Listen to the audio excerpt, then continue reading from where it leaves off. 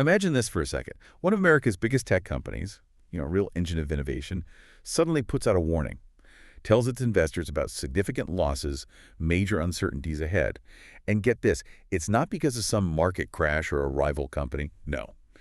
It's because of a move by our own government. We're talking about Intel. They just disclosed that the U.S. government now owns almost 10% of the company. Right, literally 10%. And it wasn't a bailout, not like 2008. It was the government converting $5.7 billion from the CGEPS Act grant straight into ownership. And some investors are apparently calling the lead-up to it a threatening demand from the president.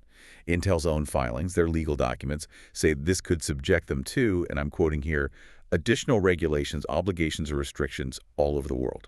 Which is a huge deal for a global company like Intel. Exactly. Just makes you wonder, doesn't it? When does government help, even well-intentioned help, start to maybe hinder the very industries it's trying to boost? What does it mean for our economy, our security? So today, we're diving deep into that very tension, how this growing U.S.-China rivalry is really blurring the lines between keeping the nation safe and keeping the economy free. And the consequences, well, they could be huge for American innovation and how we trade with the world. That's absolutely the core question. And our mission today is to try and unpack some of that. We'll look at how U.S. trade policy towards China has shifted so dramatically. We'll dig into the hidden costs of protectionism and, look closely at what happens when the government steps into private companies, like with Intel. And we need to ask, are these strategies actually making America stronger? Or could we maybe be accidentally playing into China's hands? That's the crucial question. Let's start with that big shift. We went from decades of, economic engagement with China, encouraging trade. Integration, to now a much more confrontational stance, mostly framed around national security threats. What's really driving that from China's side? What are they doing? Well, China definitely has a long game. You can't deny their strategic vision. It's really sharpened the conflict. They've got these big plans like Made in China 2025, the goal. Become an innovation leader by 2050. Ambitious. Very.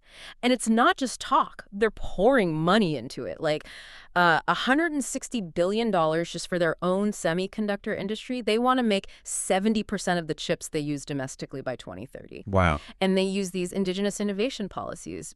Basically, they favor companies with local IP. Often, if you're a foreign company wanting market access, there's pressure, sometimes outright demands to share your tech, your intellectual property. That sounds coercive. It is. I mean, you've got 54 trade groups from 11 countries saying they're deeply concerned. China's security rules are just trade barriers in disguise, designed to force tech transfer. Okay, so that's a clear strategy from Beijing. Now, normally you'd think the WTO, the World Trade Organization, would step in here. The U.S. has used it successfully against China before, and China usually complied. But now both sides are using this loophole. TAT, Article XD1, the national security exception. Yeah, it's like a trump card. What happens if everyone starts playing that card whenever it's convenient? That's the danger. It's a really serious concern. If the U.S. and China keep invoking national security to justify tariffs, trade limits, it could basically break the WTO, cripple its ability to settle disputes, undermine the whole global trading system we've relied on for decades. It just throws predictability out the window. So that's the systemic risk. But what about the immediate economic fallout, the practical impacts of this confrontation? Well, on the ground, we're seeing real supply chain disruptions, major ones. Global trade, especially in tech like ICT, built these super efficient transnational supply chains. Right. But now, unilateral actions, blacklisting companies, it causes huge delays, uncertainty for businesses everywhere. And China uses its own tactics, too, trying to steer trade flows its way. So it's disruption on both sides. Pretty much. And there's another risk, the balkanization of technology standards. Balkanization, meaning? Meaning different regions develop their own incompatible tech rules, like different phone chargers, but for everything. It fragments markets, cuts off collaboration, especially in Asia. Plus, forcing companies to hand over source code in China. That obviously compromises IP, but it also just scares away investment and collaboration. It hurts innovation overall. Okay, so those are some significant potential downsides. But there's this persistent narrative, isn't there? That opening trade with China, the China shock, was this unmitigated disaster for American workers. That's the common story. But you mentioned some analysis, like from the Cato Institute, that pushes back hard on that. What does that research actually show? Yeah, it really challenges that conventional wisdom. And it might sound counterintuitive to some. While, yes, there were definitely painful job losses in some manufacturing areas, the Cato analysis suggests that overall, the China shock was actually a huge net benefit for American consumers. Benefit. How? Lower prices, way more product variety. We're talking billions saved. One estimate put consumer benefits from Chinese imports between 2000 and 2007 at over $202 billion. Those savings disproportionately helped lower and middle income families. So the trade put money back in your pocket, essentially. But what about the manufacturing job losses? That part is real. People felt that pain. Absolutely real. But the analysis suggests the story is more complicated. Automation was a huge factor in manufacturing job decline. Regional shifts, skills gaps too. Trade with China was only responsible for about maybe 15% of those manufacturing job losses during that peak period. Only 15%. That's what that study found. And actually, competition from Chinese imports pushed many U.S. firms to invest more, to innovate. Plus, a lot of the money spent on made-in-China goods actually flowed back to U.S. companies supplying parts. And U.S. exports to China supported over 1 million jobs in 2019. So PNTR, giving China permanent normal trade relations, wasn't the sole cause. It seems it mostly accelerated a trend already happening. China had preferential trade status since 1980. Their own internal reforms were huge drivers. Denying WTO entry back then probably would have been worse economically and geopolitically. Isolating a nuclear power isn't usually a great strategy. That really does add a lot of nuance. Yeah.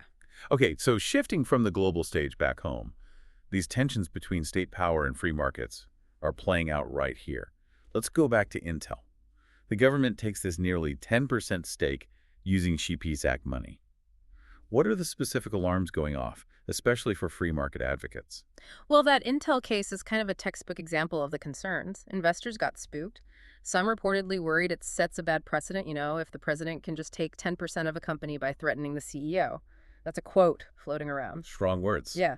They see it blurring the lines between the government and private business, creates uncertainty, could even invite retaliation or extra regulations from other countries now that Uncle Sam is a part owner.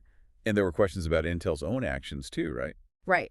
There's the fact that Intel spent, over $80 billion on stock buybacks in recent years instead of infrastructure, yet this deal apparently let them bypass some CHIPS Act restrictions, like limits on expanding in certain countries.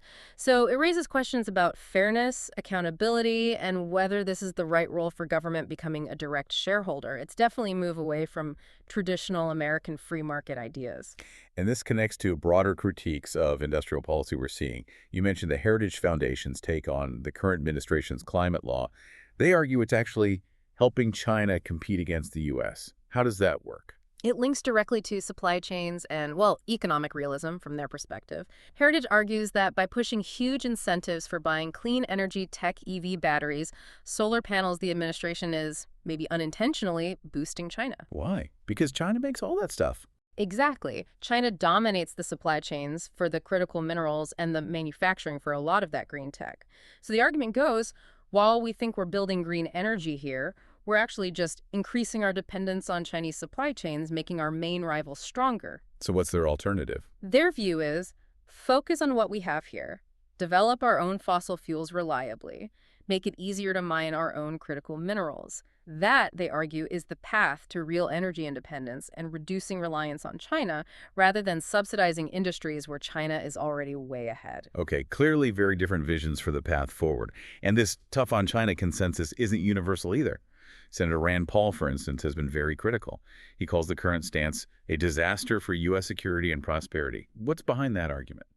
Senator Paul's core argument is that the current approach puts political posturing ahead of actual national interest. He's concerned it risks really costly military conflicts, particularly over Taiwan, and that it needlessly damages potentially peaceful relations and the economic benefits that come with them. He mentions potential costs of conflict. Yeah, pointing to things like war game simulations.